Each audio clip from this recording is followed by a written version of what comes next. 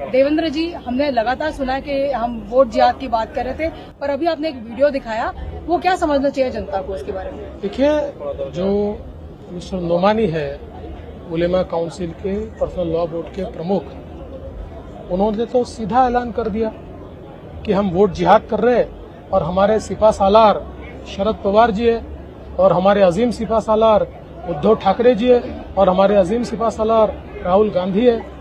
तो जो हम कह रहे थे वो बात बिल्कुल सच है। ये लोग इधर सेक्युलर बनते हैं और उधर केवल और केवल माइनॉरिटी के तुष्टीकरण का उपयोग करते हुए ये वोट लेना चाहते हैं। और 17 मांगे दी, उन 17 मांगों में कैसी मांगे है? आरएसएस को बैन कर दीजिए, मुस्लिमों को 10% रिजर्वेशन दे दीजिए, और सबसे तो खतरनाक मांग ये है कि 2012 से 2024 तक महाराष्ट्र में जो दंगे हुए, उन दंगों में जो आरोपी मुस्लिम है उनके सारे केसेस वापस ले लीजिए, और ये उनको राइटिंग में देते हैं कि आपकी मांगे मंजूर है और हम इसके ऊपर काम करेंगे।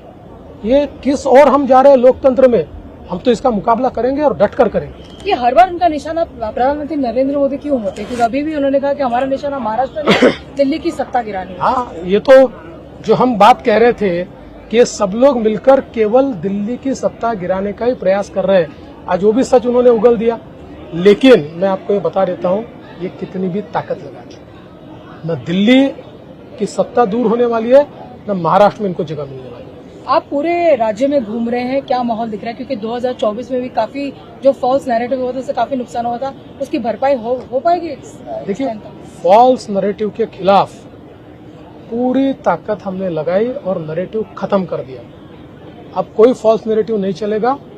लोगों में ये भावना है कि हमारी यूती की सरकार ने अच्छा काम किया है, जनता हमको चुनकर देना चाहती है, जनता हमको चुनकर देगी। अगर हम बात करें कि विपक्ष जिस तरह का फिर भी अभी भी नैरेटिव फैलाने की कोशिश करते, कभी राहुल गांधी बात करते हैं कि रिजर्वेशन को खत्म कर देना चाहिए, कभी उनकी पार्टी 10% रिजर्वेशन की बात करती है मुस्लिम्स के लिए, कभी कहते हैं कि मराठा रिजर्वेशन नहीं दिया। क्या है इनका? What is their whole? Are you confuse that they are also confused about reservation?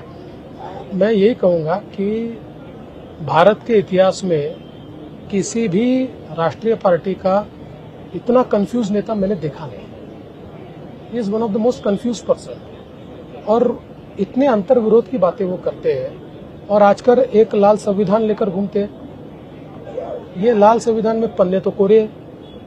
तो जिस प्रकार की नौटंकी, नाटकबाजी ये लोग कर रहे हैं, ये कोई नैरेटिव नहीं सेट कर पाएंगे। इनको पता ही नहीं है महाराष्ट्र में मराठा समाज को रिजर्वेशन मैंने दिया और अभी शिंदे जी ने दिया और रिजर्वेशन चल रहा है।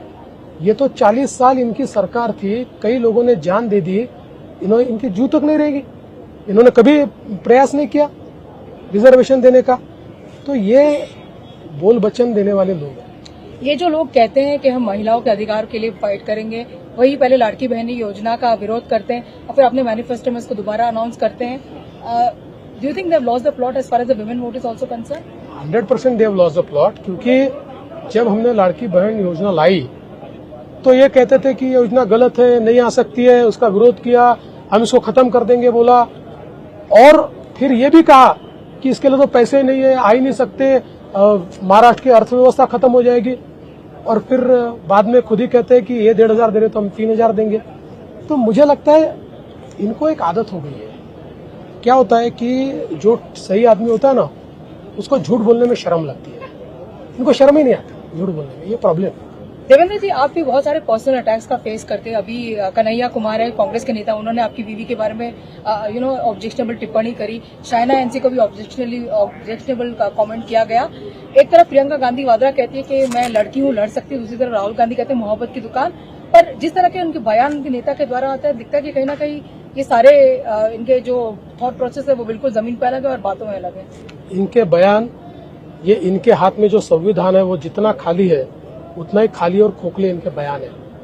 और जहां तक मेरा सवाल है, मैंने तो पिछले 5 सालों में, चाहे वो कांग्रेस हो, चाहे उद्धव ठाकरे की पार्टी हो, चाहे शरद पवार की पार्टी हो, या इनके सारी ट्रोल आर्मी हो, इनकी इकोसिस्टम हो, इन सब ने मुझे, मेरी पत्नी को लगातार ट्रोल किया, लगातार हमारे ऊपर गंदे प्रकार के मीम बनाए, घोस्ट अकाउंट्स तैयार करके उसके माध्यम से जितने नीचे जा सकते थे उतने नीचे गिरकर उन्होंने काम किया। लेकिन महाराष्ट्र की जनता हमको जानती है, हमारे चरित्र को जानती है, इसलिए इनका कोई इनका हथियार चल नहीं पाया। और आज भी ये लोग यही कर रहे हैं। और जैसा आपने कहा, इनके लिए अपने घर के बच्चे या अपने घर की लड़की, इतना इनका एजेंडा है। दूसरे की लड़की, दूसरे की माँ, दूसरे की बहन, इनका एजेंडा ही नहीं है।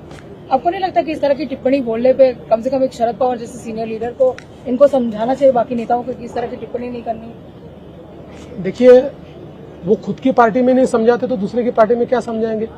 उनकी पार्टी की तो सबसे बड़ी आर्मी है जो अत्यंत अभद्र, और मैं तो गृह मंत्री हूँ, मैं चाहूँ तो आपको लिस्ट दे दूंगा कौन से हैंडल उनके और क्या उसके ऊपर टिप्पणियां आती है। लेकिन हमने ये तय कर दिया कि भाई पॉलिटिक्स में patience is a virtue.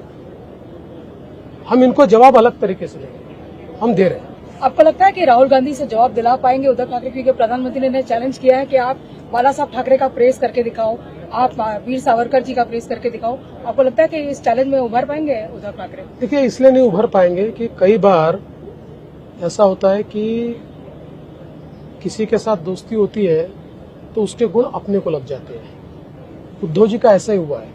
Uddhav ji ने स्वयं ही हिंदू हृदय सम्राट बोलना छोड़ दिया। अब वंदनीय शिवसेना प्रमुख बाला साहब ठाकरे कहा जाता है।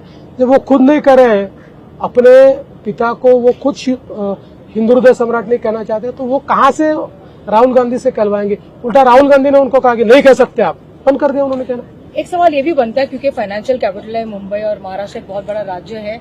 जिस तरह के डेवलपमेंट प्रोजेक्ट हमने 2 साल में 2.5 साल में देखे, बहुत सारे प्रोजेक्ट जो स्टॉल हो गए थे, इंक्लूडिंग द कोस्टल रोड वगैरह, आगे भी इस ग्रोथ जर्नी रहेगी क्योंकि हम हमेशा डबल इंजन ग्रोथ की बात करते हैं। ट्रिमेंडस ग्रोथ आपको देखने को मिलेगी, ट्रिमेंडस, क्योंकि मैं ये देख पा रहा हूं कि जो अवसर महाराष्ट्र में तैयार हो रहे हैं 360 डिग्री के अवसर है। चाहे वो इंडस्ट्रियल इन्वेस्टमेंट हो, चाहे न्यू टेक्नोलॉजी हो, चाहे इंफ्रास्ट्रक्चर हो, चाहे खेती हो, चाहे पोर्ट हो, चाहे एयरपोर्ट हो, चाहे मेट्रो हो, चाहे रेलवे हो, अनप्रेसिडेंटेड यहाँ पर अवसर तैयार और हम फाइनली बुलेट ट्रेन देख पाएंगे जो कि काफी टाइम से लैंड एक्विजिशन जब तक आप नहीं आए तब तक शुरू की। हाँ, मैंने पूरा लैंड एक्विजिशन कर दिया, काम भी शुरू हो गया, आपको जरूर बैठाऊंगा। Final question to you, Uddhav ji से और महाविकास आघाड़ी के जो नेता है जो इस टाइम नर्वस फील करे या कॉन्फिडेंट फील करे, आप क्या कहना चाहेंगे?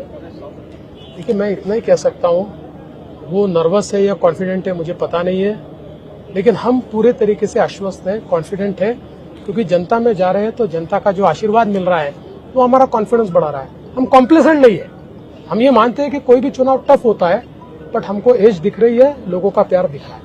हमें एक सवाल आपसे जरूर पूछना पड़ेगा, हालांकि I know that you are very good at ducking questions. ये जो भारतीय जनता पार्टी के जो कार्यकर्ता है वो चाहते हैं कि इस बार भाजपा का मुख्यमंत्री बने, आपके पीछे खड़े चाहते हैं आप मुख्यमंत्री बने, क्या कहेंगे उनसे? कि हर पार्टी के कार्यकर्ता को ये हमेशा ही लगता है कि अपनी पार्टी का मुख्यमंत्री बनना चाहिए। तो आज नहीं, जब भी हम राजनीति में होते हैं हमारी पार्टी वालों को ये लगता है कि अपना मुख्यमंत्री होना चाहिए।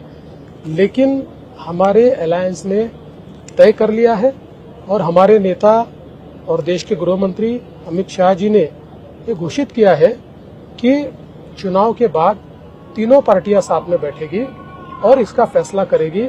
मुझे ऐसा लगता है कि हमने उसका इंतजार करना चाहिए। 23 तारीख को पूर्ण बहुमत आएगी? ऐसा लग तो रहा है आएगा।